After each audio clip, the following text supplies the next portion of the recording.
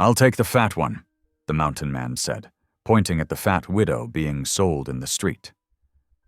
The crowd roared with laughter, but when he tossed down a silver dollar, the laughter died. Nobody knew why a man like him, a loner from the mountains, would buy a woman everyone else had thrown away. But when he led her through the snow, what began as mercy turned into something no one saw coming. In his lonely cabin, her hymns started to melt his silence, until she found the photo that revealed the truth. She wasn't his first rescue. She was his reminder of a love long buried beneath the frost. And when the railroad came to steal the land where his dead wife lay, his rage might destroy everything this woman had rebuilt. Can two broken souls fight a world that values greed over grace? Or will the mercy that saved her be the one thing that finally saves him? Drop a comment below and share which part of the world you're tuning in from today. If you enjoy stories like this, don't forget to subscribe for more. The icy wind howled through Leadville's Main Street, whipping snow against the weathered buildings. Sarah Jane Melton hugged herself tightly, trying to stop her trembling as she stood at the end of the line of widows. The crude wooden platform beneath her feet felt as unstable as her future. Raucous laughter and drunken shouts filled the air as miners bid on the women before her, one by one. Their coarse words made her cheeks burn with shame. She kept her eyes fixed on the frozen ground, praying for strength. "And now, boys," the auctioneer's voice rang out, thick with cruel amusement, "we've saved the best for last, or should I say the most of her." More laughter erupted from the crowd. Sarah's fingers dug into her arms through her thin coat. The mine foreman, his face flushed from whiskey, raised his hand with exaggerated flourish. "I'll bid a nickel for the fat one," he called out, triggering a wave of howling merriment from the assembled men. Sarah's vision blurred with tears she refused to let fall. After losing everything, her husband, their savings, her dignity, this final humiliation threatened to break what remained of her spirit. The sound of boots crunching in snow made her flinch. "I'll take the fat one." The deep voice cut through the laughter like a blade. The crowd parted, revealing a tall figure stepping out of the shadows. Sarah lifted her gaze to see a mountain man, his beard flecked with gray, his buckskin coat dusted with snow. William Creed's weathered face showed no emotion as he tossed a silver dollar onto the platform. The coin landed with a metallic ring that seemed to echo in the sudden silence. Without waiting for the auctioneer's response, Creed strode forward and picked up Sarah's carpetbag. His calloused hand gently touched her elbow. "This way, ma'am," he said quietly. Sarah followed him through the gawking crowd, keeping her head high despite the whispers that followed them. His mule wagon waited, at the edge of town, the animals stamping impatiently in the growing storm. He helped her onto the hard wooden seat, then climbed up beside her. The reins snapped, and the wagon lurched forward into the gathering darkness. Sarah wrapped her arms around herself as they left the lights of Leadville behind. The only sounds were the creak of wooden wheels, the mule's steady breathing, and her own muffled sobs that she couldn't quite contain. Creed said nothing, keeping his eyes on the snow-covered trail that wound up into the mountains. The storm grew fiercer as they climbed higher into the ridge. Wind-driven snow stung Sarah's face, and she huddled deeper into her inadequate coat. Her tears froze on her cheeks. After what seemed like hours, a small cabin emerged from the whirling white darkness. Smoke curled from its stone chimney, a beacon of warmth in the bitter night. Creed pulled the wagon to a stop and helped Sarah down, her legs stiff with cold. Inside, the cabin was spare but neat. A pot-bellied stove squatted in one corner, and rough-hewn furniture filled the single room. Creed immediately went to work building up the fire, his movements efficient and practiced. Sarah stood just inside the door, uncertain, still shivering. Her new protector? Or was he her owner now? Straightened from the stove and pulled a thick wool blanket from a chest. He held it out to her without meeting her eyes. "You can stay till spring," he said gruffly, then turned away to tend to the mules. Sarah clutched the blanket around her shoulders, watching through the cabin's single window as the storm thickened outside. The warmth of the fire gradually seeped into her bones, but did nothing to ease the ache in her heart. She sank onto a wooden chair, exhausted. The events of the day felt like a terrible dream. The humiliation of the auction, the cruel laughter, and then this strange rescue by a man who'd called her the Fat One, even as he saved her. Through the window, she could see Creed moving through the swirling snow, his broad shoulders bent against the wind as he cared for the animals. What kind of man would spend a silver dollar on a woman the town had mocked? What would he expect in return? The fire popped and crackled in the stove, and Sarah pulled the blanket tighter. It smelled of pine smoke and cold mountain air. Outside, the storm raged on, but in here, at least, she was warm and dry. It wasn't much, but after months of desperate wandering, it was more than she'd had this morning. She found herself studying the cabin more closely. A few books were stacked on a crude shelf, surprising for a mountain man. Dried herbs hung from the rafters, and everything, though simple, was clean and well-maintained. There was an air of loneliness about the place, as if it had been too long since it had heard a woman's voice or felt a woman's touch. When Creed finally came back inside, stamping snow from his boots, Sarah straightened in her chair. He moved to the stove, without looking at her, warming his hands over the heat. "There's food in the pantry," he said after a long moment. "Help yourself. Spare bed's behind that curtain." He gestured to a faded cloth that divided off one corner of the cabin. Sarah found her voice at last. "Thank you, Mr. Creed. I'm much obliged for your kindness." He grunted in response, still not meeting her gaze. "Ain't kindness, just couldn't stomach what they were doing down there." His voice roughened. "No woman deserves that sort of treatment, no matter her size." Something in his tone made Sarah look at him more closely. There was pain in the set of his shoulders, in the way he stared into the fire as if seeing something far away. "Still," she said softly, "you didn't have to help me. Most men wouldn't have. Most men are fools." He straightened, finally turning to look at her. His eyes were a startling blue in his weathered face. "Get some rest, Mrs. Melton. Morning comes early up here." With that, he took his own blanket and settled into a chair on the other side of the stove, clearly preparing to sleep there. Sarah hesitated, then made her way behind the curtain. The narrow bed was equipped with a clean quilt and a surprisingly soft pillow. As she lay down, fully clothed, Sarah could hear the wind howling outside and feel the occasional draft that slipped through the cabin's walls. But she was safe and warm, and for the first time in months, she wasn't alone. "Lord," she whispered into the darkness, "I don't understand your ways, but I thank you for this shelter, and for this man, rough as he may be, who showed mercy when no one else would."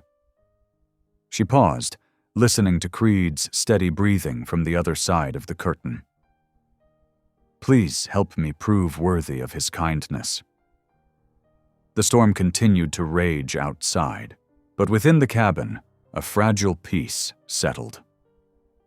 Sarah pulled the quilt up to her chin and closed her eyes, wondering what tomorrow would bring in this strange new chapter of her life. Through the curtain, the fire's glow cast dancing shadows on the wall. She could hear Creed shifting in his chair, the creak of wood, the soft whisper of the wind. Gradually, the exhaustion of the day overtook her, and she drifted into an uneasy sleep, dreaming of silver dollars falling like snow and the sound of wheels creaking through the darkness. Dawn crept over the mountain ridge, painting the snow-covered landscape in shades of pearl and rose. Inside the cabin, Sarah stirred beneath the quilt, awakened by the rich aroma of coffee and the rhythmic thud of an axe splitting wood outside. For a moment she lay still, remembering where she was. The events of yesterday felt like a strange dream. The auction, the humiliation, and her unexpected rescue by the mountain man. But the rough-hewn walls of the cabin and the crisp mountain air filtering through the cracks were very real. Sarah pushed back the quilt and straightened her wrinkled dress as best she could. Her breath made little clouds in the cold air. Beyond the curtain that divided the cabin, she could hear the coffee pot bubbling on the pot-bellied stove. Gathering her courage, she stepped out into the main room. A tin cup of steaming coffee sat on the crude table, clearly left for her. Through the frost-etched window, she could see William Creed's broad shoulders rising and falling as he swung the axe, splitting logs with practiced efficiency. Sarah wrapped her hands around the warm cup, grateful for its heat. She watched as Creed worked, his movements steady and purposeful. There was something lonely about the scene, one man against the vast whiteness of the mountain morning. The cabin door opened with a blast of cold air as Creed carried in an armload of split wood. He nodded briefly in her direction, then began stacking the logs near the stove. "Much obliged for the coffee," Sarah said softly. Creed straightened, brushing wood chips from his coat. "Reckon we should talk about how things'll be," he said, his voice gruff but not unkind. "I keep to myself mostly. You can cook if you've a mind to, tend to things inside. There's scripture if you want it, though I haven't opened that book in years." Sarah nodded, taking in the sparse cabin with new eyes. Everything was functional but neglected. The hearth thick with soot, dust coating every surface, a home that had forgotten what it meant to be lived in. "I understand," she replied. "I'll earn my keep, Mr. Creed." He seemed satisfied with that, pulling on his coat again. "Got trap lines to check. Won't be back till evening." The door closed behind him with a solid thunk, leaving Sarah alone with the ticking of the stove and the vast silence of the mountain. She set her empty coffee cup down with determination. There was work to be done. She started with the hearth, scrubbing away years of accumulated soot. Under the grime, the stone was a warm gray, solid and well-built. As she worked, she hummed softly, an old hymn her mother had loved, about finding shelter in the storm. While searching for more cleaning rags, she discovered a Bible tucked away on a high shelf, its leather cover thick with dust. Sarah carefully wiped it clean, running her fingers over the embossed cross on its cover.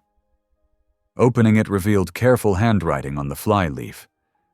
"To William, with all my love, Mary."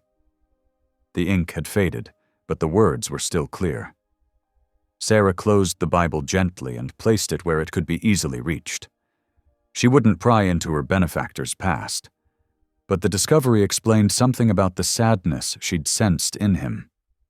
Throughout the day, she worked steadily. The windows were wiped clear, allowing more light into the cabin. She found dried herbs hanging from the rafters and put them to use in a hearty stew, letting it simmer slowly on the stove. As she worked, she continued humming hymns, their familiar melodies keeping her company. Late in the afternoon, she heard boots on the porch. Creed stood in the doorway, for a long moment, taking in the transformed cabin. His expression was unreadable, but Sarah noticed how his eyes lingered on the cleaned hearth, the organized shelves, the steam rising from the cooking pot. "Supper's nearly ready," she said, trying to sound matter-of-fact. "There's coffee hot if you'd like some." He nodded, hanging his coat by the door. The cabin filled with the warm glow of the lantern as darkness settled outside. They ate in silence, but it was a different quality of silence than the night before. Less strained, more companionable. "I want to thank you properly," Sarah said as she cleared away their bowls. "For what you did yesterday. It was more than kind." Creed shifted uncomfortably in his chair. "Didn't like the look of that foreman," he muttered. "Man like that, treating women that way, ain't right." "Still, you didn't have to help. Most wouldn't have." He stood abruptly, moving to stoke the fire. "Best get some rest. Storm's coming in strong tonight." Sarah moved to the window, watching as heavy snow began to fall. The trail they'd traveled yesterday was already disappearing under fresh white drifts. She pressed her hand against the cold glass, saying a silent prayer for strength to face whatever lay ahead. "Lord," she whispered, "help me be useful here. Help me earn my place." The next morning, Sarah rose early again. While Creed was out checking his trap lines, she found his spare coat hanging by the door. The sleeve was torn, and other areas were worn thin. Taking out her sewing kit, one of the few possessions she'd brought in her carpet bag, she began to mend it with careful stitches. The familiar work soothed her, and she found herself humming again as she sewed. The cabin felt different today, warmer somehow, despite the howling wind outside. She set bread dough to rise near the stove, the yeasty smell filling the air with memories of other kitchens, other homes. When Creed returned that afternoon, his eyebrows rose slightly at the sight of his mended coat. He ran a calloused hand over the neat stitches but said nothing. Yet Sarah noticed he hung the coat with more care than usual, smoothing it on its peg. The bread came out golden and crusty, filling the cabin with an aroma that spoke of comfort and home. Neither of them mentioned how long it had been since such smells had filled these walls, or how much they'd both missed them. But when Creed cut himself a thick slice, Sarah saw his hands linger over the warm loaf, and something in his stern face softened just slightly. That evening, as the storm raged outside, the cabin glowed with lamplight. Sarah sat mending another tear in one of Creed's shirts, while he cleaned his rifle near the fire. The silence between them was comfortable now, filled with the homey sounds of crackling wood, clicking needles, and the wind in the pines. Sarah glanced at her taciturn companion, wondering about the story behind the Bible inscription, about what had brought him to this solitary life. But she knew better than to ask. Some wounds needed time to heal, and some stories needed to be offered freely, not pulled from unwilling lips. Instead, she focused on her stitches, adding an extra reinforcement where the fabric had worn thin. Outside, the snow continued to fall, but inside the cabin, something was slowly changing. Like bread rising in the warmth, like ice melting in spring, the first signs of thaw were beginning to show. The storm showed no sign of letting up. For 3 days, heavy snow buried the mountain trails deeper and deeper. Inside the cabin, Sarah and William settled into an uneasy rhythm, like two cautious animals sharing the same den. On the morning of the first day, Sarah woke to find William at his workbench, surrounded by worn wooden handles from various tools.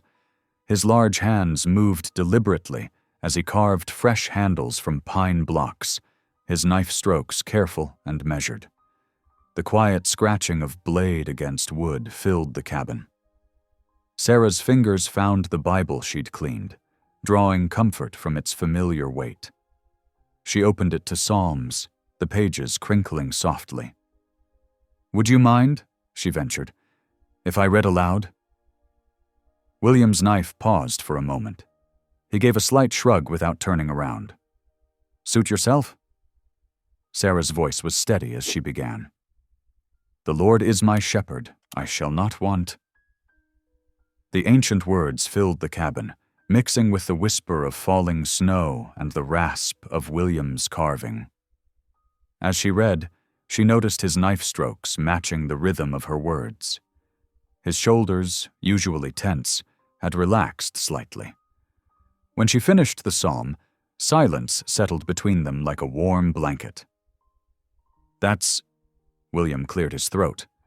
"That's different than I remember it." Sarah looked up, curious. "How do you mean?" He shifted uncomfortably, testing the balance of a newly carved handle. "Words sound different when they're read proper. When I try myself, they don't flow right." Understanding dawned in Sarah's eyes. "Mr. Creed, would you like to learn? To read better, I mean?" His jaw tightened. "Man my age ought to know his letters already." "A person's never too old to learn," Sarah said gently. "I taught children back in Missouri. I'd be happy to help." William stood abruptly, moving to add wood to the stove. Sarah thought he would refuse, but after a long moment he spoke quietly. "Might be useful, for supply lists and such." That afternoon, they sat at the table with the Bible between them. Sarah lit extra candles, their warm light pushing back the gray storm light. William's huge hands looked out of place, holding the small slate she'd found, but his grip was careful, respectful. "Start with the letters you know," she encouraged. William's brow furrowed in concentration as he scratched out rough capitals. His writing was unsteady, but Sarah could see the determination in every mark. "That's good," she said. "Now let's work on the sounds they make, together." As they worked through simple words, William's frustration occasionally broke through. "Damn fool letters don't make sense," he muttered after struggling with "though." "English is tricky that way," Sarah agreed. "But look, you've already learned 4 new words today." "Suppose I have at that." A hint of pride crept into his voice.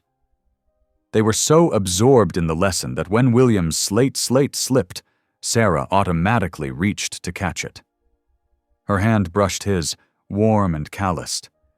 For a heartbeat, neither moved. Then William stood so quickly his chair scraped the floor. "Need more wood," he said gruffly, despite the well-stocked pile by the stove. The door banged behind him as he strode out into the storm. Sarah remained at the table, her hand still tingling from the brief contact. Through the frosted window, she watched his powerful form attack the woodpile with fierce swings of the axe. That evening, as Sarah stirred their stew, she gathered her courage. "This is good land you have here," she said carefully. "The valley must be beautiful in spring." William's spoon paused halfway to his mouth. "It was Mary's claim," he said shortly. "My wife's."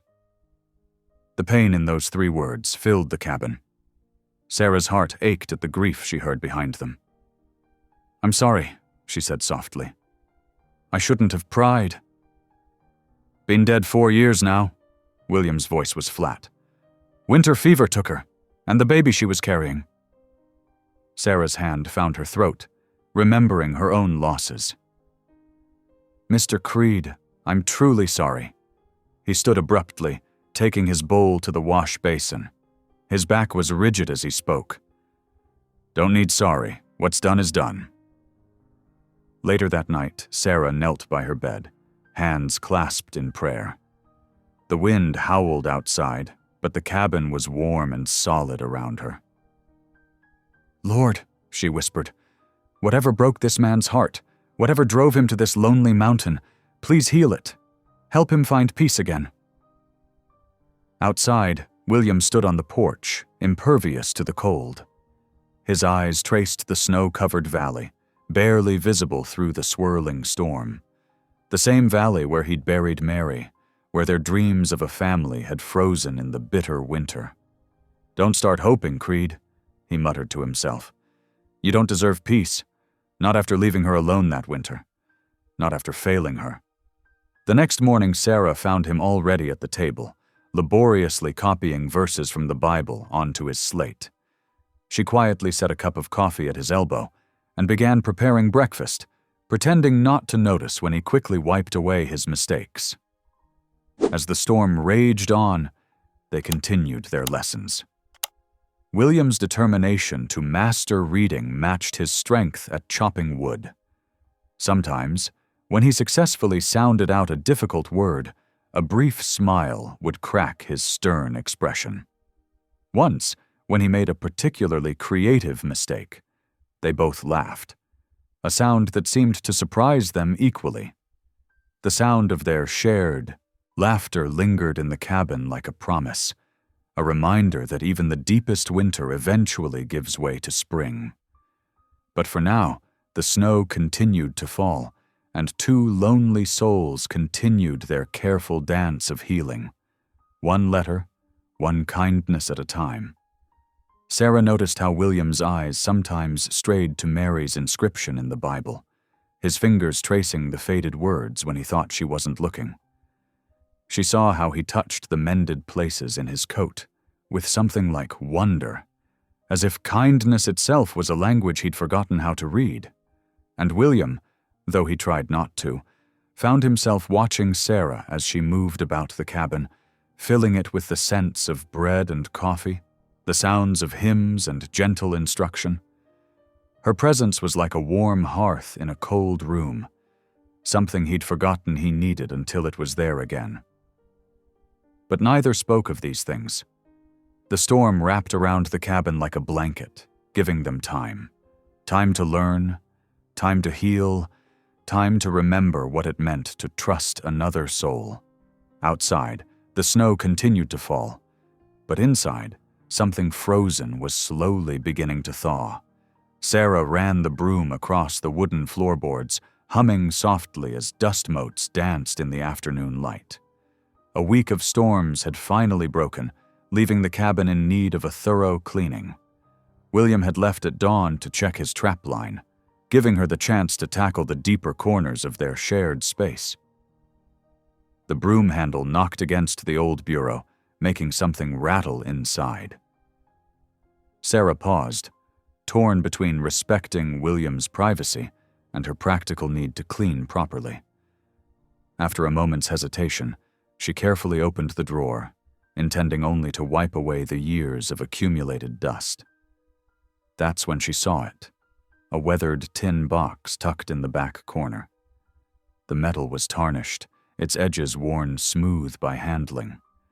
Something made her fingers tremble as she lifted it, as if she knew this simple object held more weight than its size suggested.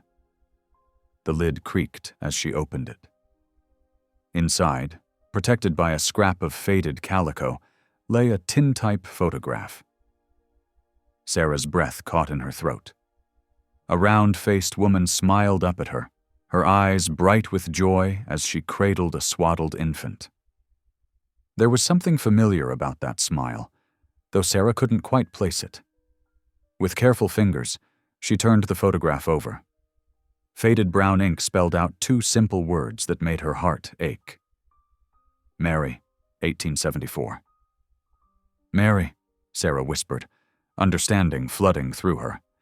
This was William's wife, the one whose claim he still worked, whose absence haunted the cabin's quiet corners. She studied the image again, seeing now what she had missed before. The woman's eyes held the same gentle strength she sometimes glimpsed in William's unguarded moments.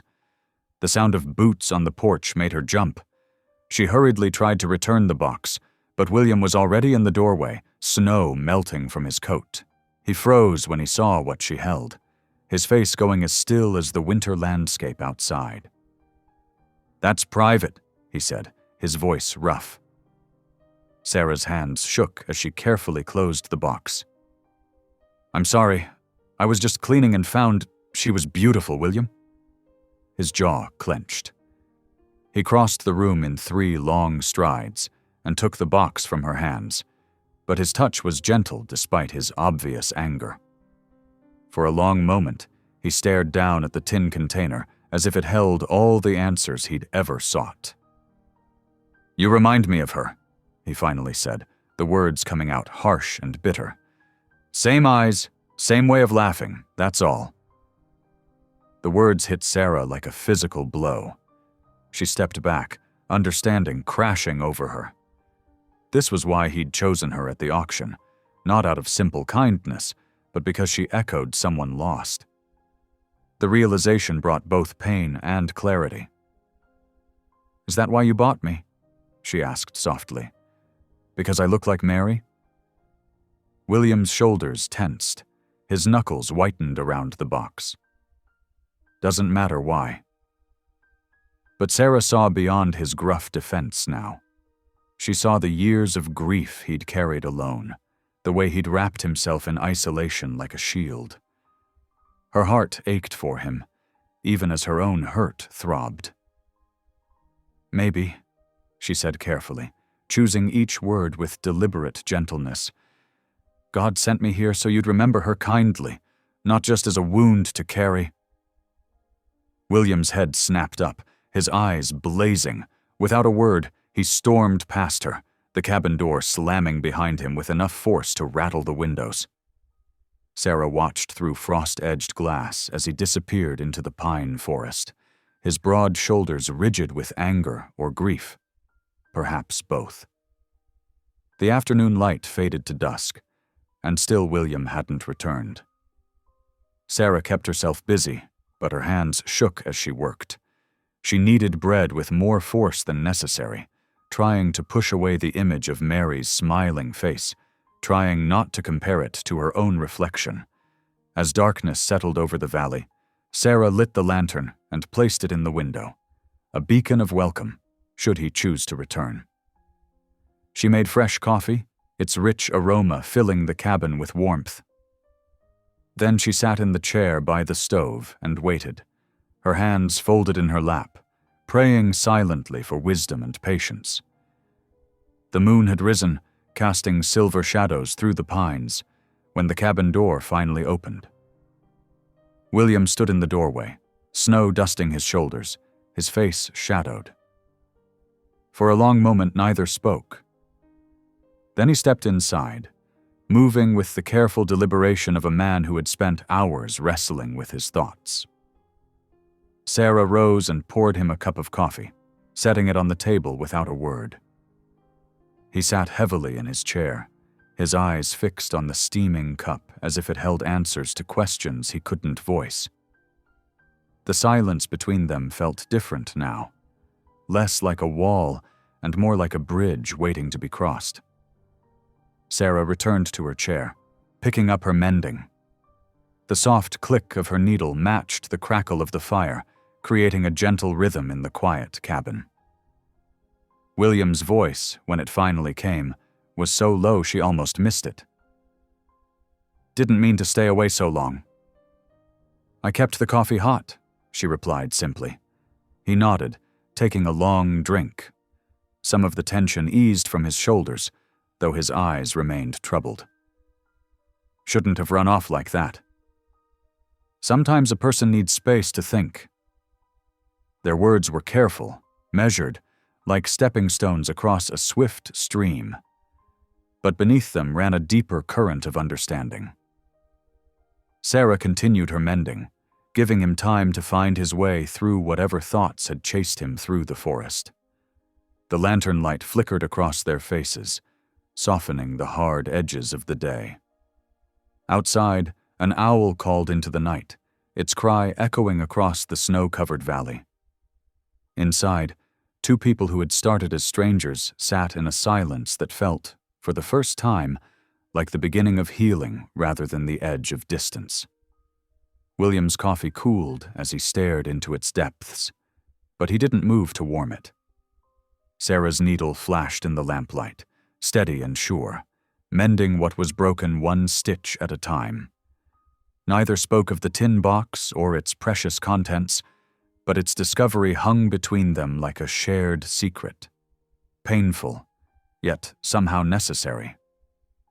The distance between them had shifted, transformed by truth into something new and fragile. It wasn't gone, not yet, but it had lessened, like snow beginning to melt at the first hint of spring. January settled over the mountain like a heavy blanket, bringing with it a rhythm as steady as a heartbeat. The days stretched into weeks, each one following the pattern they'd carved out together. Sarah rose before dawn, stoking the banked coals in the stove until flames licked at fresh pine logs. The cabin would fill with the aroma of coffee and whatever she managed to create from their dwindling stores. Biscuits most mornings, sometimes cornmeal mush with dried fruit she'd found stored away. William would already be outside by then, his broad shoulders hunched against the cold as he checked his trap lines or split wood for the ever-hungry stove. The sound of his axe rang through the crisp mountain air, marking time like a metronome. Sarah found herself listening for it as she worked, the steady thunk-thunk becoming as familiar as her own breathing. She kept her hands busy, finding satisfaction in the small victories over dirt and disorder. Each day brought new discoveries: a loose floorboard that needed mending, curtains that could be boiled back to whiteness, corners that hadn't seen soap in years. The cabin slowly transformed under her care, though she was careful not to change too much too fast. This was still William's space, after all, and she was merely a temporary guest. Or so she tried to remind herself.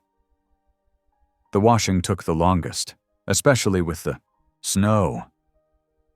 Sarah had to break ice in the creek some mornings, her hands turning red and raw despite the protection of the old wool mittens she'd found in a trunk.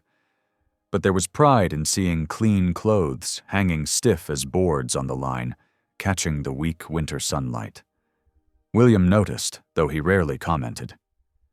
Still, she caught him running a calloused hand over his freshly laundered shirt one evening, a look of quiet wonder on his weathered face.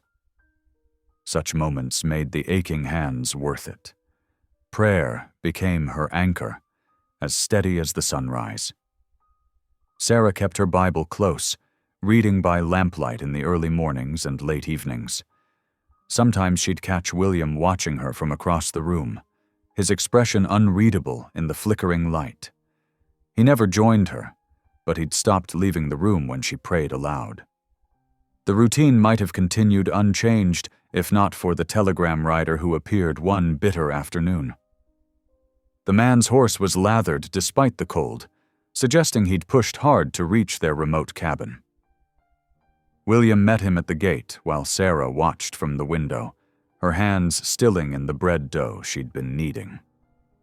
She couldn't hear their conversation, but she saw the change come over William's face as he read the telegram, saw his shoulders stiffen and his jaw clench in a way she'd come to recognize as trouble. When he came inside, the paper was crumpled in his fist. "Railroad's coming," he said, his voice flat.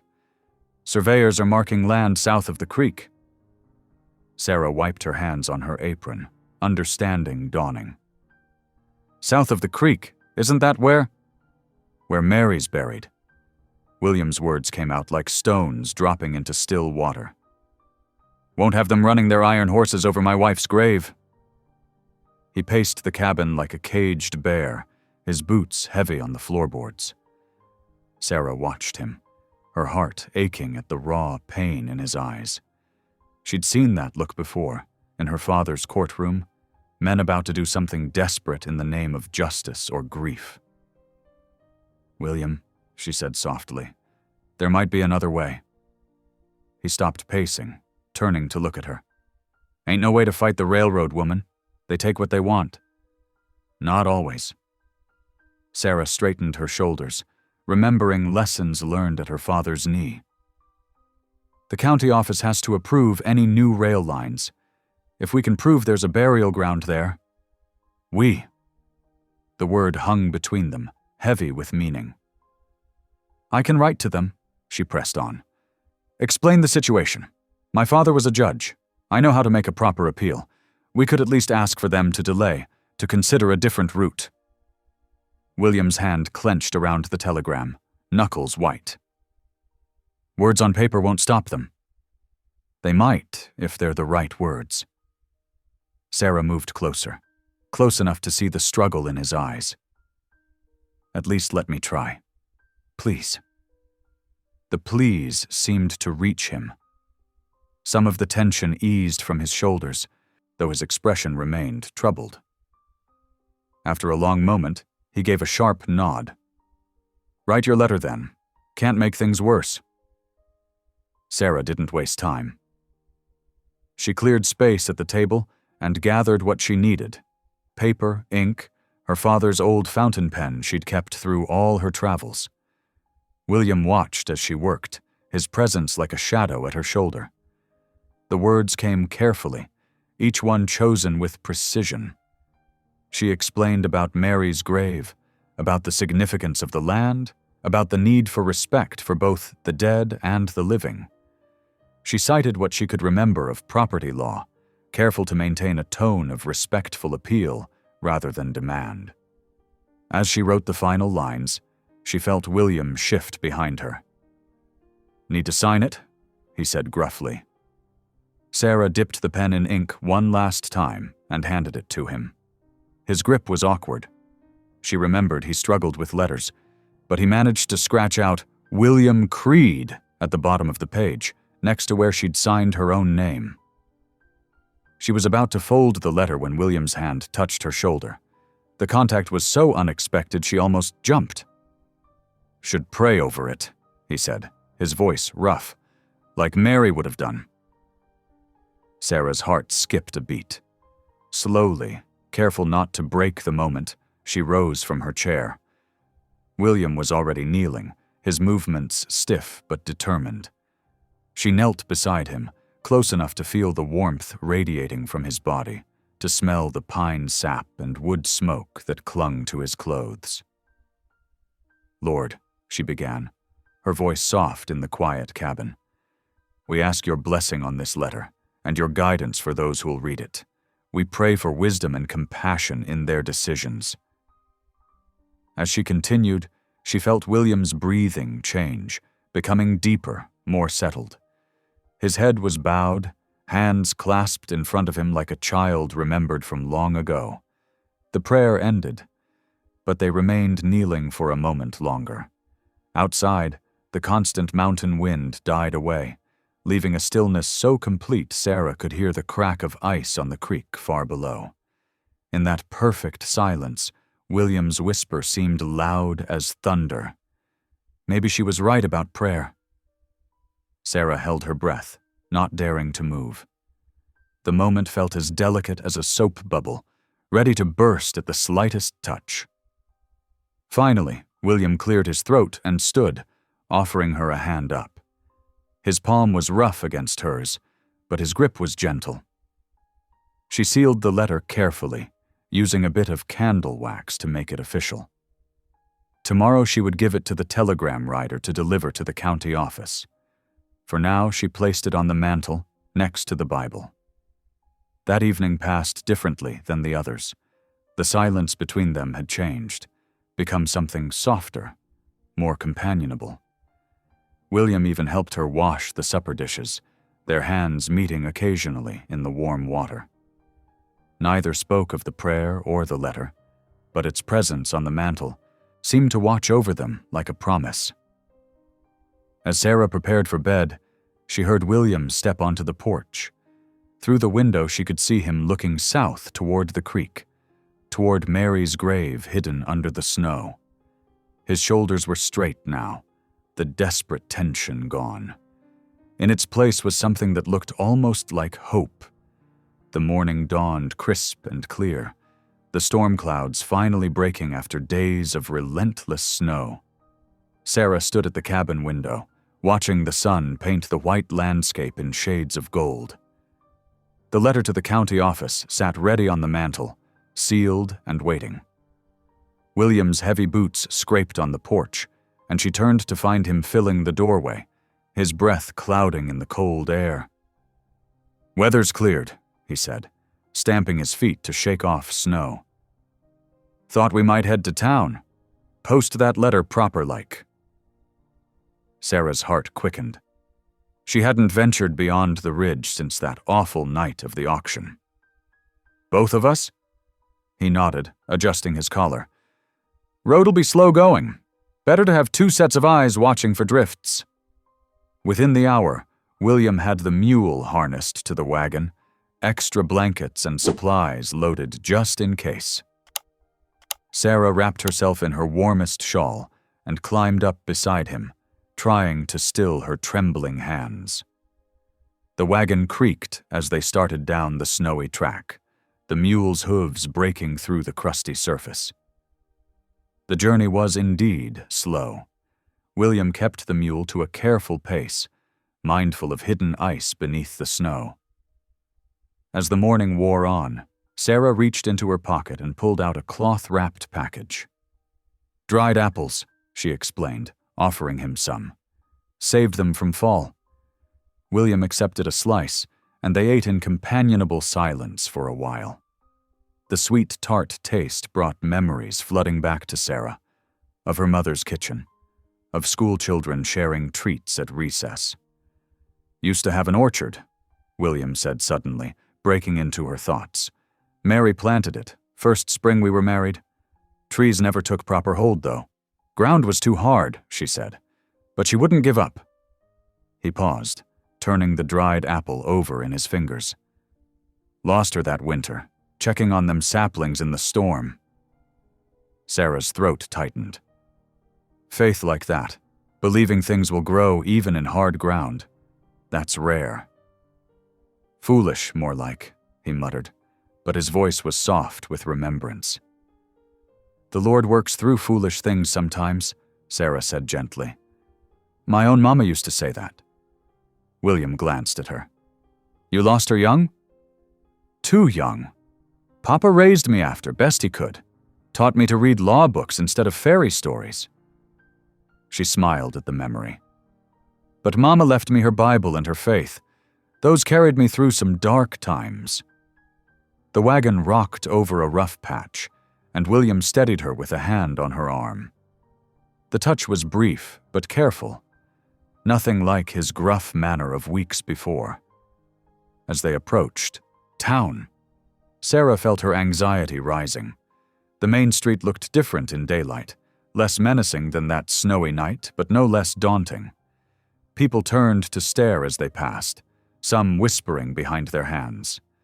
Sarah held her head high, though her cheeks burned. They tied up outside the post office, and William helped her down from the wagon. As they approached the building, a woman's voice called out, "Sarah? Sarah Jane Melton?"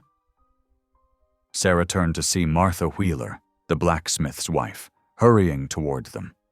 Her friendly face was exactly as Sarah remembered from 3 years ago, when she'd helped at the makeshift school in the minister's front room. "I thought that was you!" Martha exclaimed, taking Sarah's gloved hands in hers. "Lord above, it's good to see you again. We missed you something terrible when you left to marry that prospector." "Martha," Sarah smiled, genuine warmth flooding her chest. "I didn't know you were still in Leadville." "Where else would we be?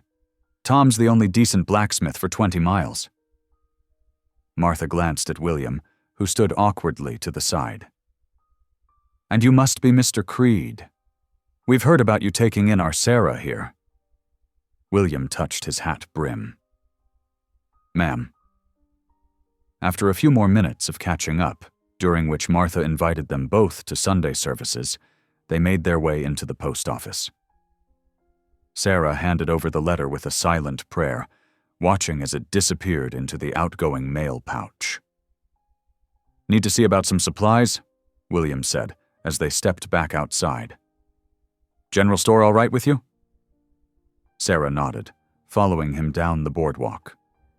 Inside the store, while William discussed feed prices with the shopkeeper, she found herself drawn to a shelf of books. Among them was a well-worn hymn book, its leather cover cracked but still sturdy. William appeared at her shoulder, seeing what had caught her attention. Without a word, he reached into his pocket and placed a coin on the counter. "Add the book," he told the shopkeeper. The sun was already low when they started the journey home, the hymn book tucked safely in Sarah's pocket. Dark clouds were building again over the mountains, and the temperature was dropping rapidly. They had made it perhaps halfway when the snow began to fall, thick and fast. William studied the sky with concern. "Won't make the cabin before dark," he said finally. "Best make camp while we can still see to do it proper." He guided the wagon off the road to a sheltered spot near the creek. While he tended to the mule, Sarah arranged their blankets in the wagon bed, creating a nest of sorts against the cold. The creek music filled the darkness with its ice-muffled song. As night settled fully around them, they sat huddled under the blankets, sharing the last of their journey bread. Stars peeked through breaks in the clouds, impossibly bright in the crystal-clear mountain air. Sarah pulled out the hymn book, its pages glowing faintly in the starlight. She found what she was looking for near the back, not a hymn, but a prayer, one her mother had often read aloud on winter nights. "Would you mind?" she asked softly. William shook his head, and Sarah began to read. "Lord of all comfort, we commend to your keeping both the living and the lost, those who walk beside us and those who have gone ahead. Guard our steps through darkness until morning finds us all again in your light." Her voice faded into the night silence. After a moment, William spoke, his words barely above a whisper. "Reckon Mary would have liked that prayer." "I think she would have," Sarah agreed, closing the book gently. They sat in companionable quiet, watching the stars wheel overhead. The snow fell softer now, each flake catching starlight as it drifted down. Sarah felt William shift beside her, adjusting the blanket more securely around her shoulders. The gesture struck her suddenly. How different it was from that first night, when he'd practically thrown a blanket at her before retreating to the far side of the cabin. Now here they sat, sharing warmth and memories under the vast mountain sky. She wasn't just a burden to be borne anymore, she realized. Somewhere in these weeks of shared work and quiet meals, of prayers spoken and unspoken, something had changed. She was becoming, perhaps, what Mary had been, someone worth protecting, worth caring for. The thought warmed her more than any blanket could. She leaned back against the wagon side, listening to William's steady breathing beside her and the endless whisper of snow falling on snow. Sarah's new hymn book quickly became her constant companion. Each morning, as sunlight streamed through the cabin's small windows, she would prop it open on the rough-hewn table while she worked. The familiar songs gave rhythm to her daily tasks, kneading bread, sweeping floors, mending clothes. One crisp morning, as she worked dough for the day's bread, her voice lifted clear and strong in an old hymn she remembered from childhood. The words filled the cabin and drifted out through the cracks between the logs. Amazing grace, how sweet the sound that saved a wretch like me. The melody carried across the snow-covered valley, echoing off the ridge. William, who had been chopping wood near the tree line, paused in his work. He leaned on his axe handle, listening as Sarah's voice wrapped around him like a warm blanket. He wasn't the only one who noticed. Two trappers making their way along the valley floor stopped their horses, heads tilted toward the sound. One removed his hat, as if in church. The other smiled, memories of home perhaps softening his weather-beaten face. Sarah, unaware of her audience, continued singing as she shaped the bread dough with practiced hands. When William came in for his noon meal, he mentioned the trappers. "Your voice carries far," he said, warming his hands by the stove. "Saw Jensen and McCready stop dead in their tracks to listen." Sarah's cheeks flushed, pink. "Oh my, I didn't realize anyone could hear." Been a long time since there was singing in these parts." William's voice grew quiet. "Mary used to hum while she worked, but never proper singing like yours." Sarah wiped flour from her hands, considering something that had been growing in her heart. "William," she began carefully, "I've been thinking. There are so many lonely souls scattered through these mountains. Perhaps we could open your cabin for a small prayer gathering? Just on Sundays?" William stiffened slightly, his face unreadable. Sarah hurried on. "Nothing fancy, just a chance for neighbors to hear the word and share some companionship." He was silent so long she thought he would refuse. Finally, he cleared his throat. "Cabin ain't much for receiving company." "The Lord doesn't mind humble places," Sarah said softly. "After all, his son was born in a stable." William stood at the window, looking out across the valley where the trappers had passed. Something in his stance seemed to soften. "Suppose we could try it. Once, mind you. See how it goes." Sarah's heart leapt, but she kept her voice steady. "We could hang a lantern by the door, let folks know they're welcome." To her surprise, William nodded. "Got an old railroad lantern in the shed. Could clean it up, hang it proper-like." That afternoon, Sarah watched through the window as William mounted the lantern beside the door. The metal gleamed where he had polished off years of tarnish. When dusk fell, he lit it, and the warm glow seemed to transform the cabin from a lonely outpost into a beacon of hope. Sunday dawned clear and cold. Sarah had been up since before first light, preparing a large pot of rabbit stew and baking fresh bread. The cabin was as clean as she could make it, though no amount of scrubbing could hide the worn floorboards and smoke-darkened walls. William had said little all morning, but she noticed he had put on his good shirt and attempted to tame his unruly beard. He spent an hour clearing a wider path to the cabin door and setting out logs for extra seating. As the morning wore on, Sarah began to worry no one would come. Then, just as the sun reached its peak, they heard the crunch of boots on snow.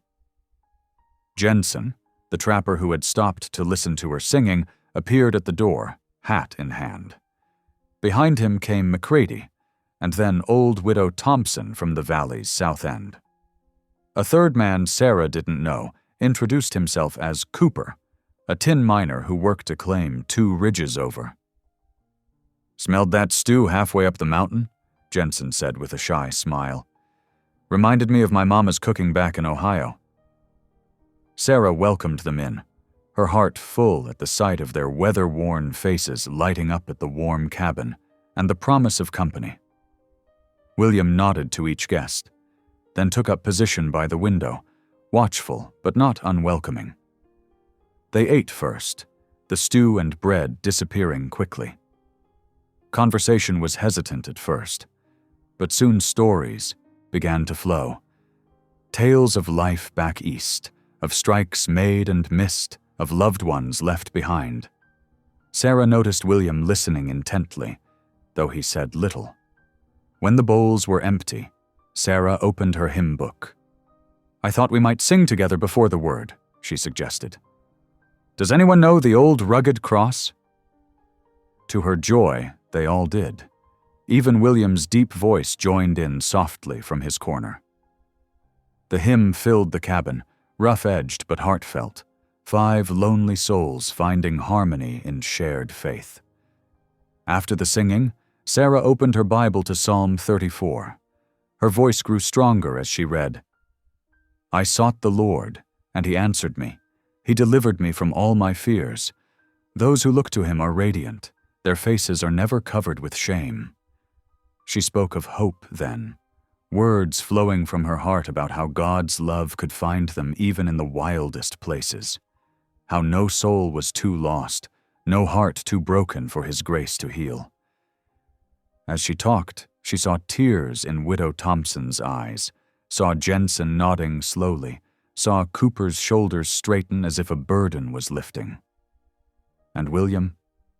William stood straighter too, his eyes fixed on Sarah with an expression she had never seen before, as if seeing her truly for the first time. The afternoon light was fading when their guests finally departed, each carrying a piece of bread wrapped in cloth for their journey home. Widow Thompson hugged Sarah tightly, whispering, "Thank you, child. It's been so long since I heard the words spoken with such heart." When the last footsteps had faded, Sarah began clearing away the dishes. William built up the fire against the gathering evening chill. The familiar tasks felt different somehow, as if the cabin itself had been transformed by the day's gathering. "Your voice," William said suddenly, breaking the comfortable silence. "It makes this place feel alive again." He paused, struggling with words. "Haven't felt that since Mary." Sarah set down the bowl she was drying. "It's the Lord's doing," she answered softly. "He brings life to the wilderness, hope to the hopeless." Outside, snow began to fall, big lazy flakes catching the light from the lantern that still burned by the door. They stood together watching it, the quiet broken only by the crack and pop of the fire. In that moment, Sarah felt something shift between them, like ice breaking up on a spring river. Their shared solitude was becoming something else, a partnership perhaps, or something more. The snow continued to fall, each flake a promise of renewal, of grace found in unexpected places. The lantern's glow reached out into the gathering dark, a beacon for any other lonely souls seeking warmth and welcome in the wilderness. The February sun hung bright, but offered little warmth as Sarah and William's wagon rattled down the mountain path toward town. 3 weeks had passed since their first prayer gathering, and the cabin had hosted 2 more Sunday services, each drawing a few, more lonely souls from the scattered homesteads. Sarah sat straight on the wagon seat, her hands folded in her lap. The borrowed shawl from Widow Thompson draped her shoulders, its deep blue wool a welcome shield against the cutting wind. William guided the mules with practiced ease, his presence beside her as steady as the mountains themselves. "Flour barrel's almost empty," she said, breaking their comfortable silence. "And the cornmeal won't last another week, not with Sunday gatherings." William nodded. "Been meaning to make a supply run. Trapline's been good, should cover what we need." The word "we" settled warm in Sarah's chest, though she tried not to show it. These past weeks had softened something between them, like spring sun on winter ice. William still kept his silences, but they felt less heavy now, less haunted. Main Street looked different in daylight than it had that snowy night of the widow auction. Sarah held her head high as they tied up at the general store's hitching post, though her heart quickened at the sight of familiar faces. Some still turned away, but others nodded greeting. "I'll see to the feed store," William said, helping her down from the wagon. "Meet you back here in an hour?" Sarah smoothed her skirts and stepped into Hawkins' general store. The bell above the door announced her arrival with a cheerful jingle. Mr. Hawkins himself stood behind the counter, recording figures in his ledger. "Good morning," Sarah said clearly, though her voice wanted to waver. "I need 20 pounds of flour and 10 of cornmeal, please." While Mr. Hawkins gathered her order, Sarah noticed a woman at the post office window connected to the store. The county clerk, Mrs. Peterson, was sorting through papers, but her movements slowed as she studied one particular document. "This handwriting," Mrs. Peterson said suddenly, looking up. Her eyes widened with recognition. "Miss Halford? Judge Halford's daughter from Missouri?" The store grew quiet. Sarah's hands trembled slightly, but she lifted her chin. "Yes, ma'am, though it's Mrs. Melton now. Or was." Mrs. Peterson hurried from behind her desk. "I knew I recognized that perfect Palmer method. You taught my Jenny when you helped at the school in Silver Creek before—" She trailed off delicately. "Before my marriage," Sarah finished quietly. "Yes, I remember Jenny. She had such a gift for mathematics." The whispers started then, spreading through the store like wind through prairie grass. Judge Halford's daughter, taught school, married that Melton fellow, lost everything in the panic. Mr. Hawkins set the flour sack on the counter with new respect in his eyes. "Begging your pardon, Mrs. Melton. I remember hearing about Judge Halford. Fine man, always fair to working folks."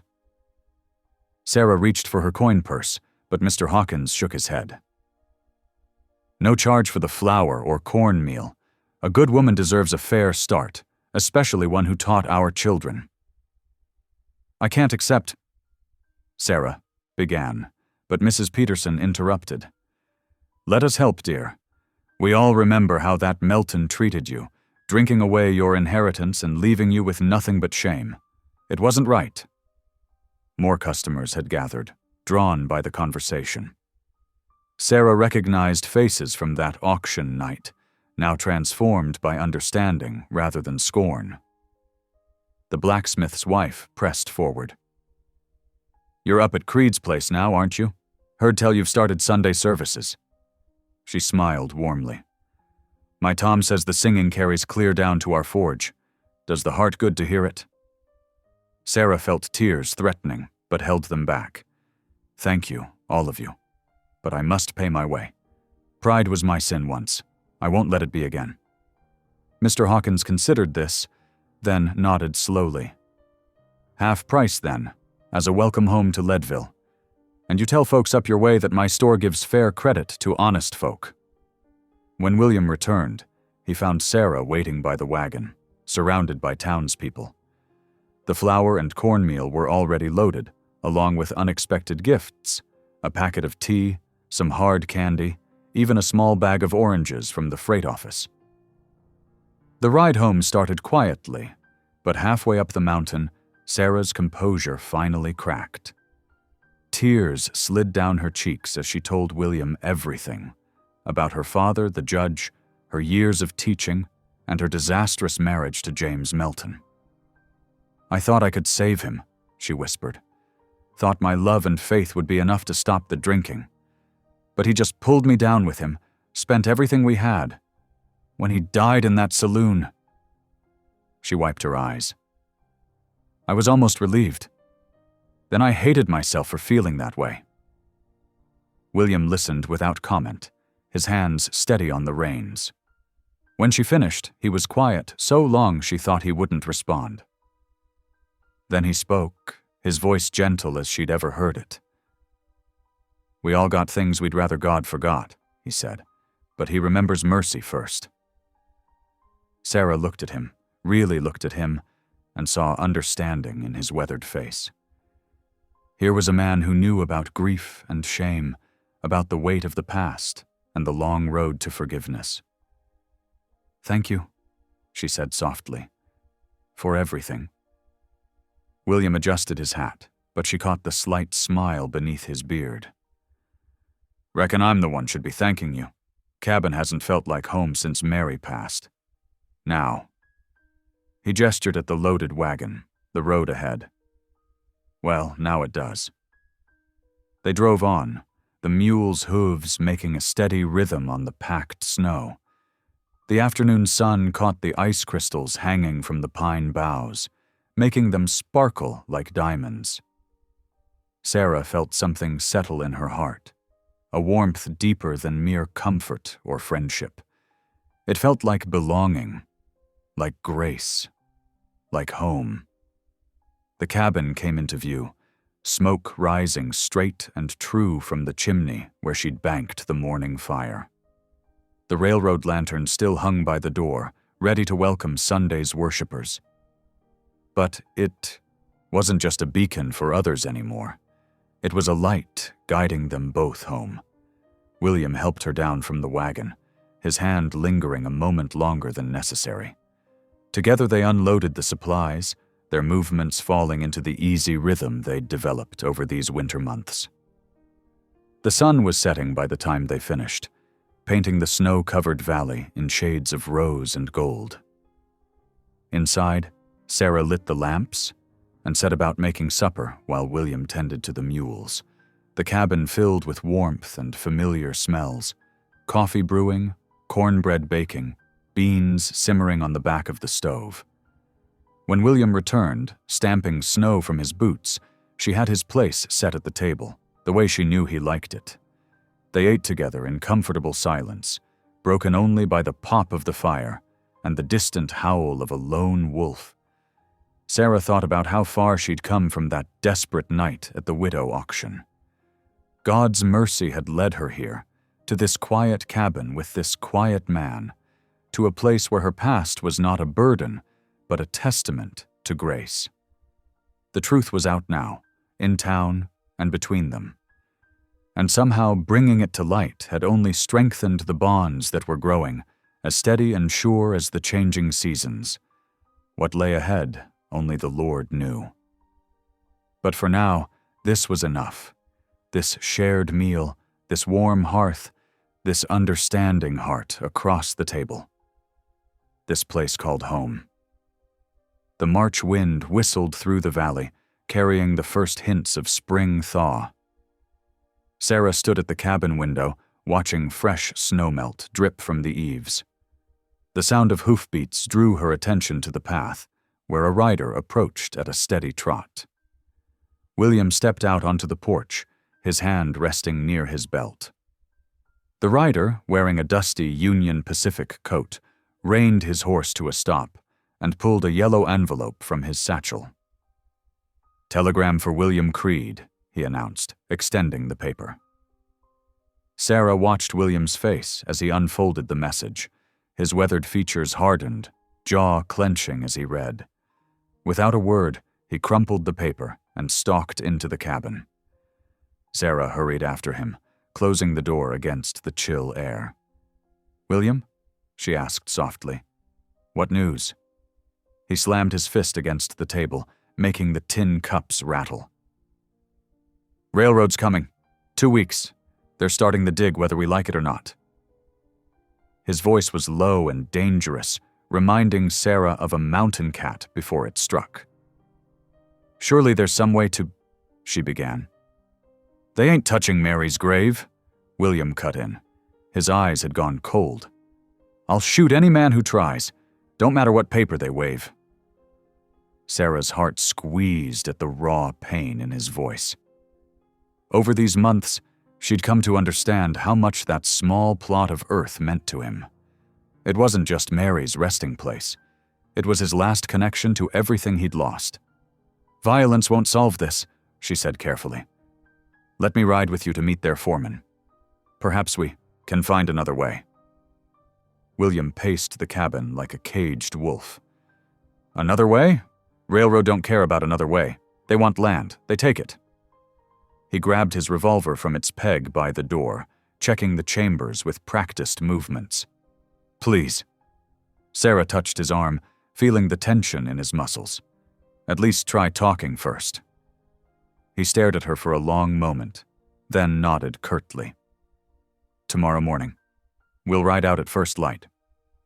That evening, Sarah prepared supper as usual, but William barely touched his food. He sat in his chair by the fire, methodically cleaning his revolver. The familiar click of metal parts seemed louder in the heavy silence. Dawn brought clear skies and hard frozen ground. They set out early, Sarah riding the gentler of William's 2 horses while he led the way on his bay gelding. The survey team's camp lay 4 miles south, near the creek that marked the edge of William's property. They found the camp stirring with morning activity. A dozen men moved between white canvas tents, carrying surveying equipment and railroad maps. The foreman emerged from the largest tent, a tall man with a thick mustache and an air of authority that spoke of Eastern education. "Mr. Creed," he said, nodding briefly. "I'm Thomas Whitfield, Chief Surveyor for the Union Pacific Extension." His eyes flickered dismissively over Sarah before returning to William. "I assume you received our notice?" That grave site is private property, William said, his voice tight with control. Been in my wife's family 40 years. Whitfield sighed, as if explaining something to a child. I have sympathy for your situation, Mr. Creed, but progress can't be stopped for sentiment. He pulled a stack of papers from his coat. These documents, properly stamped and notarized, give the railroad right-of-way through this entire valley.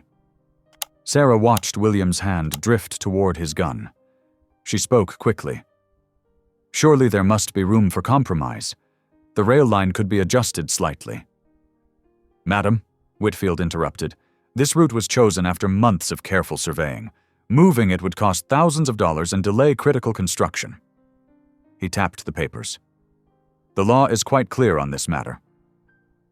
William took a step forward. Law don't mean nothing up here. That's my wife's grave you're talking about destroying. Mr. Creed, Whitfield's tone hardened. If you interfere with this project, you'll face more than civil penalties. The railroad has federal protection. Think carefully about your next move. Sarah saw the change come over William's face, a darkness she hadn't witnessed since that first night at the widow auction. But this was worse, an old violence awakening in his eyes. Get off my land, he growled. Whitfield stood his ground. We begin surveying tomorrow. Any interference will be met with the full force of the law. He turned on his heel and strode back to his tent, dismissing them entirely. The ride home was silent. Sarah could feel the fury radiating from William in waves. When they reached the cabin, he immediately went to the gun rack, pulling down his rifle and checking its action. William, Sarah said softly, please listen to me. He didn't look up from his weapons. Nothing to discuss. They come near that grave, they'll learn what mountain justice means. Sarah moved closer, her heart aching. If you fight them, you'll lose more than land. They'll jail you, or worse. She touched his arm again, feeling him trembling with suppressed rage. Is that what Mary would want? Don't, he warned. Don't you speak for her. Then speak for yourself, Sarah pressed. Tell me truly, is this about protecting her grave or punishing yourself? William's hands stilled on the rifle. He stared into the fire, where flames danced against half-burned logs. Maybe it's time to lose everything, he said quietly. Maybe that's what I deserve. Sarah sank into her chair, clasping her hands in her lap. The firelight cast strange shadows on the cabin walls as she began to pray aloud, her voice steady and clear. Lord, we ask for your guidance in this dark hour. Show us the path of peace when violence threatens. Give us wisdom when pride blinds us. Help us remember that your mercy is greater than our pain. William remained standing, his rifle across his knees, as Sarah's prayers filled the cabin. Outside, the wind picked up, rattling the window panes and sweeping down from the high peaks where snow still lay deep. Inside, the fire crackled and popped, marking time as William stared into its depths, wrestling with demons Sarah could only imagine. She watched him, this man who had saved her from humiliation, who had opened his home and slowly his heart. Now he stood at a crossroads, and she knew her words alone couldn't guide him. Only grace could do that. Grace and the memory of love, both lost and found. The night deepened around them, full of choices yet unmade and consequences still unknown. Sarah continued her quiet prayers as William kept his vigil by the fire, his fingers never leaving the cold steel of his gun. Sarah stood at the cabin door early Sunday morning, watching the sun break over the mountain peaks. The air held the first hints of spring, though patches of snow still dotted the shadowed hollows. Her heart felt heavy with William's pain, but determination straightened her spine. She knew what needed to be done. After breakfast, while William checked his trap lines, Sarah tied on her warmest shawl and set out along the ridge trail. The walk to her nearest neighbor, the widow, Carson, took nearly an hour. Sarah's cheeks were rosy with cold when she knocked on the rough-hewn door. "Miss Sarah?" Martha Carson's weathered face brightened. "What brings you out in this chill?" "I'm gathering folks for hymns this evening," Sarah explained, accepting a cup of tea. "The cabin's warm, and I thought, well, we all need fellowship in these trying times." Martha's eyes misted. "Been mighty lonely since Tom passed. I'd surely love to come." Sarah visited 3 more homesteads that morning, extending invitations. Each stop revealed the same hunger for connection. By the time she returned home, her feet ached, but hope warmed her chest. William noticed her preparations, the extra cleaning, the careful arrangement of chairs and benches, the fresh-baked bread cooling on the windowsill. He said nothing, but his eyes followed her movements as she hummed while working. "You don't have to stay," she told him gently, "but you're welcome." He grunted and headed outside with his rifle, as she'd expected. Sarah sighed and continued getting ready, lighting extra lanterns as the afternoon light began to fade. The first guests arrived just after sunset. Martha Carson brought her teenage son, Jimmy. The Petersons, a young couple who'd homesteaded last summer, came bearing a jar of preserved peaches. Soon, the cabin filled with more neighbors than Sarah had dared hope for. 13 souls in all, their boots stamping snow at the threshold, their voices mixing in greeting. Sarah's heart leaped when she saw Eleanor Mackenzie step through the door. The mine foreman's mother was known for her fierce pride and general disdain for common folk. Yet here she stood, clutching her own hymnal, looking smaller and more vulnerable than her reputation suggested. "I hope I'm not intruding," Eleanor said stiffly. "I heard singing last time you gathered. It reminded me of back home." Sarah squeezed the older woman's hand. "You're most welcome here. We're all God's children." As people settled in, Sarah distributed the few hymnals she had, asking folks to share. She struck a match to light the last lantern, and its warm glow seemed to soften the harsh lines winter had carved in everyone's faces. "Let's begin with Amazing Grace," she suggested, and the familiar melody rose tentatively at first, then stronger as voices gained confidence. Sarah's clear soprano led them, and soon the cabin walls seemed to vibrate with song. Outside, William paced in the gathering darkness. The music drifted through the walls, tugging at memories he'd tried to bury. Mary had loved hymns. She'd sing them while working, her voice as sweet as summer berries. The thought still cut like a knife, but tonight something was different. The pain felt clean somehow, like the sting of medicine on a festering wound.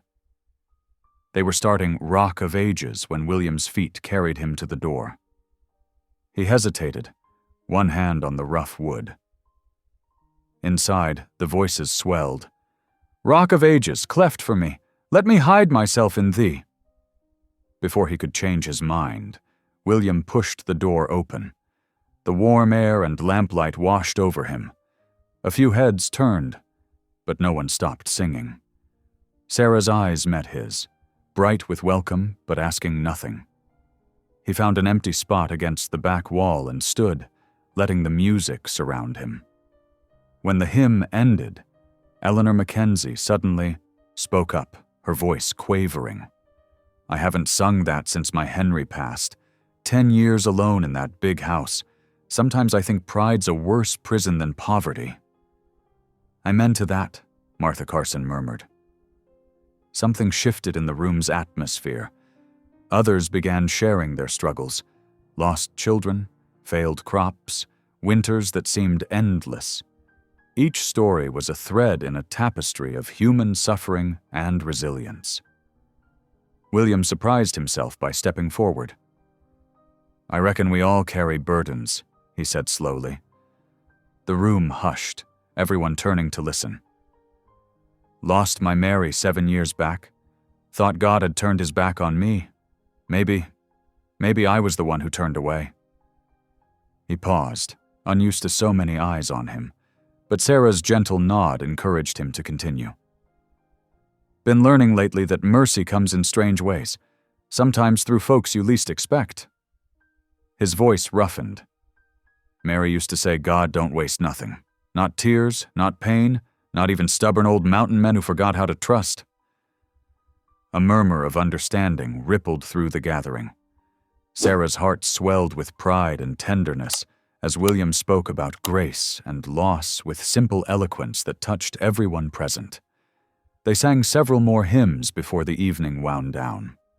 People lingered, sharing Sarah's bread and conversation, as if reluctant to step back into their solitary lives. Even Eleanor Mackenzie smiled more freely, accepting a second helping of bread with genuine thanks. When the last guest had gone, Sarah and William stood in the doorway, watching lantern lights bob down the trail like earthbound stars. The night air held a crisp sweetness that hinted at changing seasons. "You spoke like a preacher," Sarah whispered, her eyes twinkling. William's low chuckle surprised them both. "Don't you go starting that rumor. Got enough trouble without folks expecting sermons." But Sarah saw the change in his eyes, like ice breaking up on the creek in spring, letting light reach deeper waters. They moved inside together, closing the door against the mountain chill. The cabin felt different as they prepared a simple supper of bread and stew. The peace between them was fragile as a robin's egg, but undeniably real. They ate without speaking, but the silence had shed its sharp edges. Sarah gathered their bowls afterward, humming softly. The tune was Rock of Ages, and this time William didn't flinch at the memory it stirred. Instead, he watched her move about the cabin, remembering how empty it had felt before she came. How empty he had felt. The lantern flame flickered, casting gentle shadows on the walls. Outside, an owl called softly to its mate. Within these timber walls, something had shifted, not just for William and Sarah, but for everyone who had gathered here. Faith had done what force never could. It had begun to heal their broken places. They sat together by the fire, letting its warmth seep into their bones. Tomorrow would bring its own challenges. The railroad still threatened, and hard choices waited like storm clouds on the horizon. But tonight, in this moment, grace had found them all, wrapping around their shoulders like a well-worn quilt, promising that no soul need weather life's storms alone. The March morning dawned bitter and gray. William had risen before first light, his jaw set in a hard line as he strapped on his gun belt. Sarah watched from the doorway, her heart heavy with foreboding. "The markers were moved in the night," he said, checking his revolver. "Railroad men think they can take whatever they want." Sarah placed a hand on his arm. "Let me write another letter. There are better ways. Letters won't stop them." William's voice was cold as the mountain wind. "A man's got to protect what's his."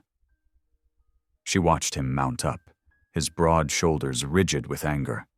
The morning mist swallowed him before she could say more.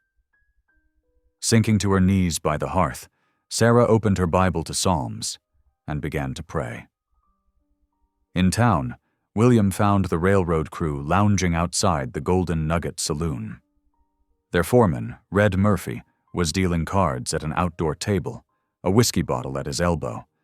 The boundary stakes they'd pulled lay in a careless pile nearby. "Those markers were set by county law," William said, his boots crunching in the frost-covered dirt. Murphy didn't look up from his cards. "Railroad's got priority rights now. Ain't my fault if you can't read the new survey maps. That land holds my wife's grave. Dead folks don't hold deeds, Creed." Murphy's laugh was ugly. "Besides, we're doing you a favor. That plot's worth more now than—" William's fist caught him before he could finish. Cards scattered as Murphy crashed backward. His men jumped up, reaching for weapons. The first punch split William's lip. He tasted copper as he slammed another man into the saloon wall. Someone's boot caught his ribs. Through the haze of fury, he heard shouts and breaking glass. Then Murphy's voice cut through the chaos. "That's enough playing nice." The click of a hammer being cocked froze everyone. Murphy stood swaying, blood streaming from his nose, his revolver aimed at William's chest. "Should have stuck to trapping, Mountain Man." The shot cracked like thunder. William felt the impact spin him sideways. Hot pain bloomed in his shoulder as he hit the ground. Through dimming vision, he saw Sheriff Caldwell running from his office, shouting orders. Then darkness took him. Sarah was hanging washing when she heard hoofbeats approaching. A young rider, Jimmy Carson, reined up hard by the fence. "Ms. Sarah, there's been trouble in town. Mr. Creed's been shot." The world tilted beneath her feet. "Is he?" "Sheriff's got him at the jail. Doc's seeing to him, but they won't let nobody in." Sarah's hands trembled as she unhitched their old mule. Dark clouds were gathering over the mountains as she climbed into the wagon. The first fat snowflakes began to fall. "Lord," she whispered, slapping the reins, "don't take him too, please, not him too." The storm grew fierce as she drove, wind cutting through her shawl. Sarah barely felt the cold. Her lips moved constantly in prayer as the wagon jolted down the mountain track. Twice she had to stop to clear fallen branches. The 7-mile journey seemed endless. Finally, Leadville's buildings emerged through the swirling snow. Sarah's heart clenched at the sight of curious townsfolk gathered outside the jail. They parted silently as she approached. Deputy Turner blocked the door, his young face uncomfortable but firm. "Sorry, Ms. Melton. Sheriff's orders, no visitors." "Please," Sarah said. "I need to see him." "Can't do it, ma'am. He's under arrest for starting that fight." Sarah looked past him at the barred windows, imagining William lying wounded and alone. Something rose in her chest. Not anger, but determination, as solid as the mountains themselves. Slowly, deliberately, she knelt in the deepening snow. Several onlookers gasped. The deputy shifted uneasily. "Ma'am, you'll freeze out here." Sarah ignored him. Closing her eyes, she began to sing, her clear voice carrying through the storm. "Amazing grace, how sweet the sound that saved a wretch like me." The deputy tried to interrupt, but she kept singing. Snow gathered on her shoulders, in her hair. Her voice cracked with cold and emotion, but she started the next verse. "Through many dangers, toils, and snares I have already come." Inside the jail, Sheriff Caldwell looked up from his desk. The singing filtered through the thick walls, pure as a church bell. He glanced at William, unconscious on the cot, the doctor still working on his shoulder. "Stubborn woman," he muttered. "'Tis grace that brought me safe thus far." Her voice was failing now, but she forced the words out. Tears froze on her cheeks. The gathering crowd stood silent, many heads bowed. "And grace will lead me home." The jail door creaked open. Sheriff Caldwell stood there, his weathered face unreadable. "Come in before you catch your death, Mrs. Melton." He held up a hand as she struggled to rise. "You can stay with him, but he's still under arrest until we sort this mess out." Sarah's legs had gone numb. 2 women helped her up, brushing snow from her skirts. She barely felt it. All she could see was the door opening to William. The jail cell was dim and cold. William lay pale and still on a narrow cot, his shoulder heavily bandaged. The doctor was packing his bag. "Bullet went clean through," he told her quietly. "If fever doesn't set in, he should heal.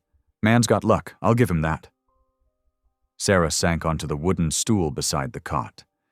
William's face was bruised, his breathing shallow. She took his hand, alarmed at how cold it felt. "I'm here," she whispered. "I'm right here." Sheriff Caldwell brought her a blanket and cup of coffee. "Murphy's not pressing charges thanks to some persuading. Seems he'd rather forget the whole thing, especially since his men moved those markers illegal-like." Sarah nodded gratefully, but her attention stayed fixed on William. As evening settled over the town, she began to sing again, softly this time. Not hymns, but the gentle songs her mother had sung when she was sick as a child. Outside, the storm raged on. Inside the cell, Sarah kept her vigil hour after hour, watching every breath William took. Sometimes she prayed. Sometimes she just held his hand, letting her warmth flow into him. Near midnight, his fingers tightened weakly around hers. His eyes opened, clouded with pain and confusion. "Sarah?" His voice was barely a whisper. "I'm here," she said again, tears spilling down her face. "I'm right here." He tried to focus on her. "You're soaking wet." "Had to sing a bit to get in." She managed a watery smile. "Sheriff's got a hard heart, but good ears." William's eyes closed again.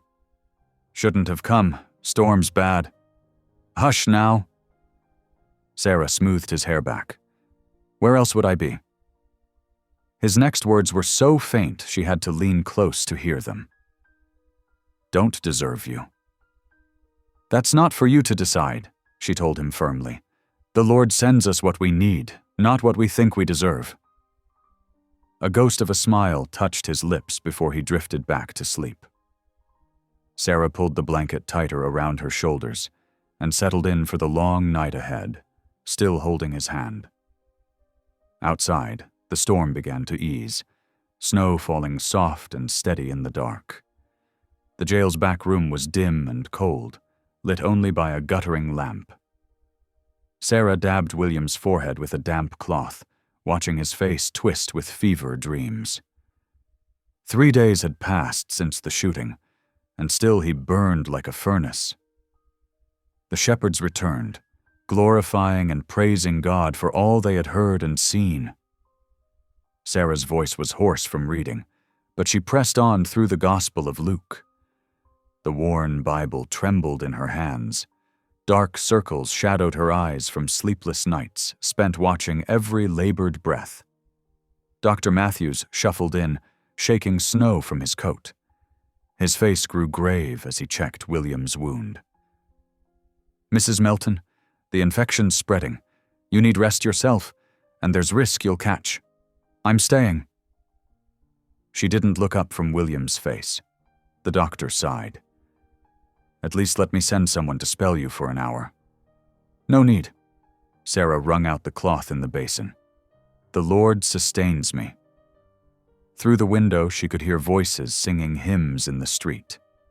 Mary Cooper, the blacksmith's wife, had organized a prayer vigil that morning. The sound brought fresh tears to Sarah's eyes. Sheriff Caldwell appeared in the doorway, stamping his boots. "Got some soup here from Mrs. Henderson. Says it's her mother's recipe for healing." "Much obliged." Sarah managed a wan smile. Over the past days, a steady stream of townspeople had brought food, blankets, and prayers. The same folk who'd mocked her at the widow auction now spoke her name with respect. "How's he holding up?" the sheriff asked quietly. Sarah touched William's burning cheek. "Fighting hard, but the fever won't break. Town's changed its mind about him, you know. Once folks heard about Murphy moving those markers illegal-like." He cleared his throat. "Well, let's just say the railroad's getting some pressure to reconsider their plans." Late that afternoon, Margaret Murphy herself appeared, the railroad foreman's elderly mother. She knelt stiffly beside Sarah, her lined face soft with compassion. "I brought another quilt, dear. Hand-pieced it myself." She settled it carefully over William. "And I've written to my son about the survey line. He'll listen. He always did have a tender heart under all that bluster. We'll speak to the company about shifting the track."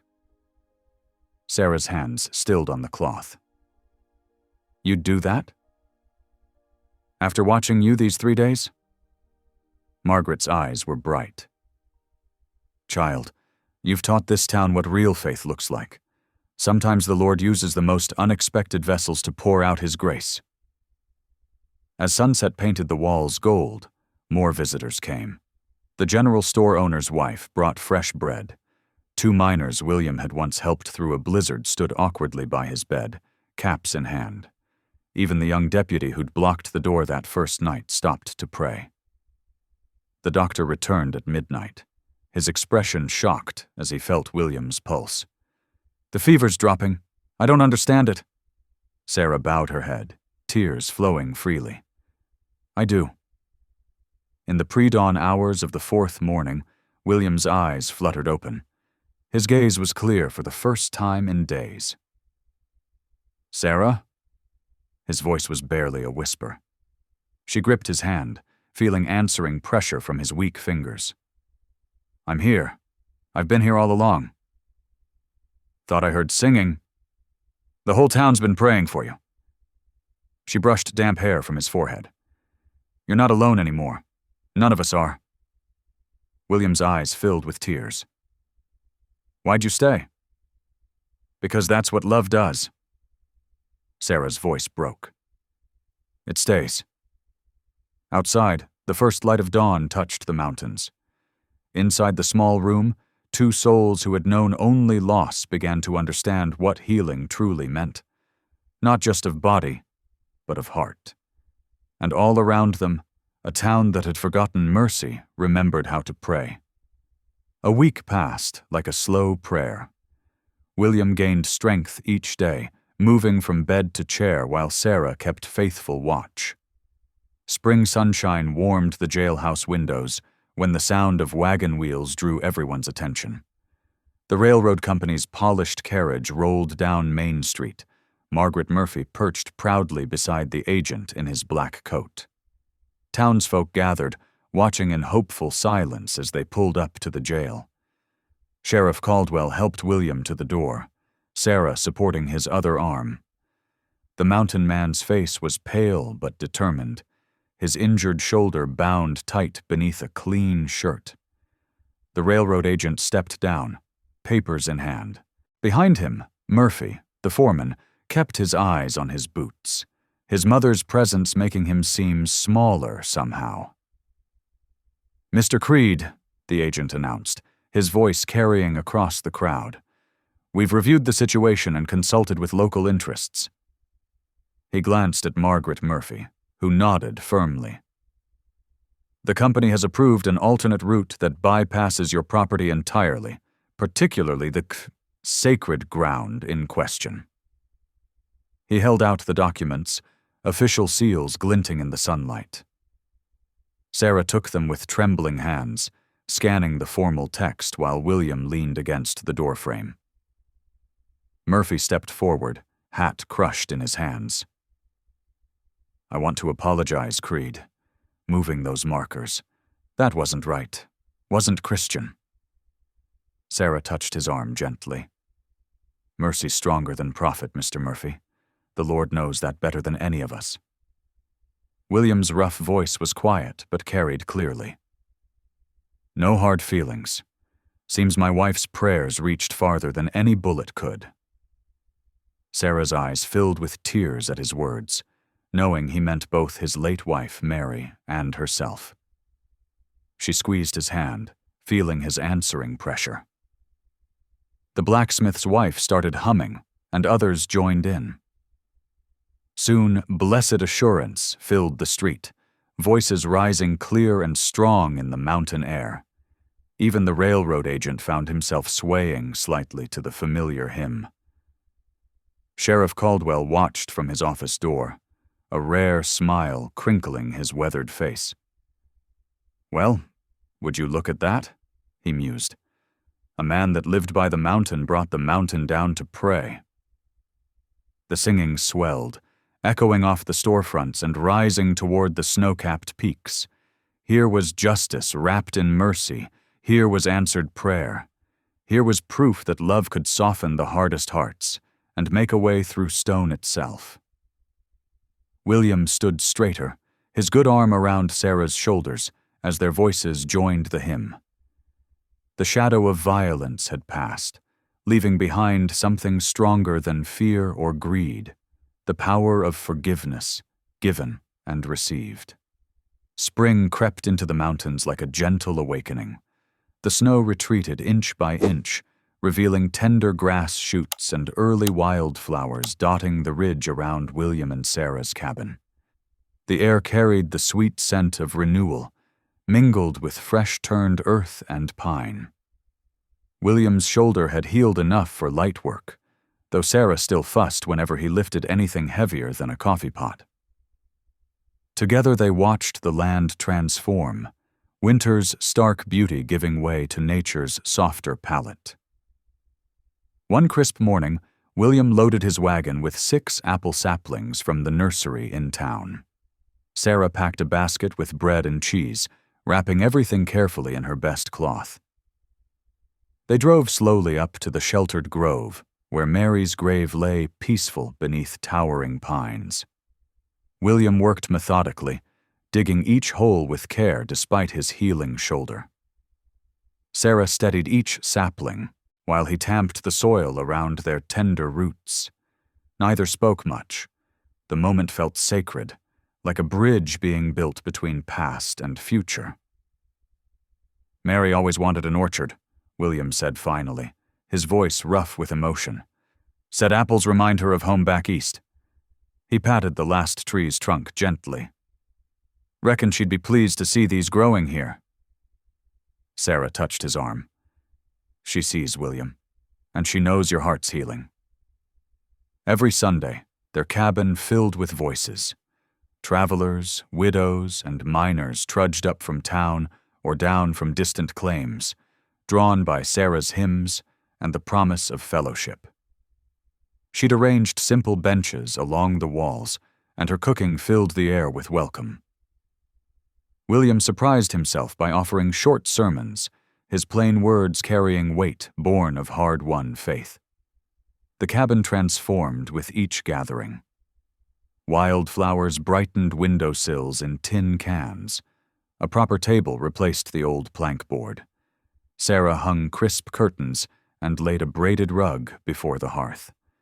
But her favorite addition was the wooden sign she painted one afternoon, while William mended fences. She worked carefully, each letter formed with love and memory. When William came in for supper, he stopped short at the sight of it mounted above the mantel. There in bold letters it read, "I'll take the fat one, and thank the Lord I did." His laugh filled the cabin, deep and genuine.